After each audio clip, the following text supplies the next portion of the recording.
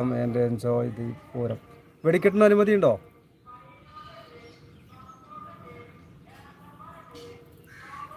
നല്ല വെടിക്കെട്ട് നടന്നായിരുന്ന സ്ഥലമാണ്. എന്തായാലും വെടിക്കെട്ടിനോട് ഞാൻ അത്ര യോജിക്കുന്നൊരു വ്യക്തിയല്ല, എന്നാലും ആസ്വദിക്കാറുണ്ട്. ഞാൻ അതിൻ്റെ കച്ചവട തന്ത്രങ്ങളാണ് എനിക്ക് കൂടുതൽ ഇഷ്ടം. കാരണം ഒരു വെടിക്കെട്ടുണ്ടെങ്കിൽ ഒരു 1000 ആൾ കൂടുന്ന പൂരത്തിന് വെടിക്കെട്ട് വെച്ചാൽ 10,000 ആൾ വരും. ആ 10,000 ആളുകളും അവിടെ ഇൻവെസ്റ്റ് ചെയ്യും. ഇൻവെസ്റ്റിംഗ് എന്ന് പറഞ്ഞാൽ നിക്ഷേപിക്കല്ല, സാധനങ്ങളുമായിട്ട് കച്ചവടം നടക്കും അവിടെ, വ്യാപാരം. ആ കച്ചവടക്കാർക്ക് നല്ല വരുമാനം കിട്ടും. കുറച്ച് സാധാഗതിയിൽ നിന്ന് കുറച്ചുകൂടി ഉയർന്നൊരു വരുമാനം പ്രതീക്ഷിക്കാത്ത രീതിയിൽ കിട്ടും അവർക്ക്.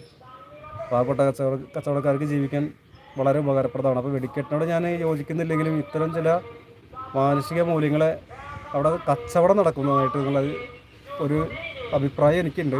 അതിനെ ഞാൻ അല്ല, അതുകൊണ്ട് മാത്രമേ ഞാൻ വെടിക്കെട്ടിനെ അനുകൂലിക്കട്ടാ. അല്ലാതെ ഈ ലക്ഷങ്ങൾ ഇങ്ങനെ പൊട്ടിച്ച് കളയാൻ നമുക്ക് താല്പര്യമൊന്നുമില്ല. ആ പല മറ്റേ പഴക്കച്ചവടക്കാർ പോകുന്നുണ്ട് കേട്ടോ ഇവിടെ. ആ പെർമിറ്റ് കിട്ടിയോ? Fireworks air permit. ഓ അടിപൊളി, താങ്ക് യു ഗവൺമെൻറ് താങ്ക്സ് പറയൂ. നല്ല കച്ചവടം നടക്കും. എല്ലാ ഐസ്ക്രീം ആയാലും കടല കച്ചവടം ആയാലും പൊരിക്കച്ചവടം അലുവ എല്ലാം അടിപൊളിയായിരിക്കും. ഈ ചാലുശ്ശേരി മുലയമ്പ്രമത്തും ആമക്കാവിലൊക്കെ കിട്ടണം.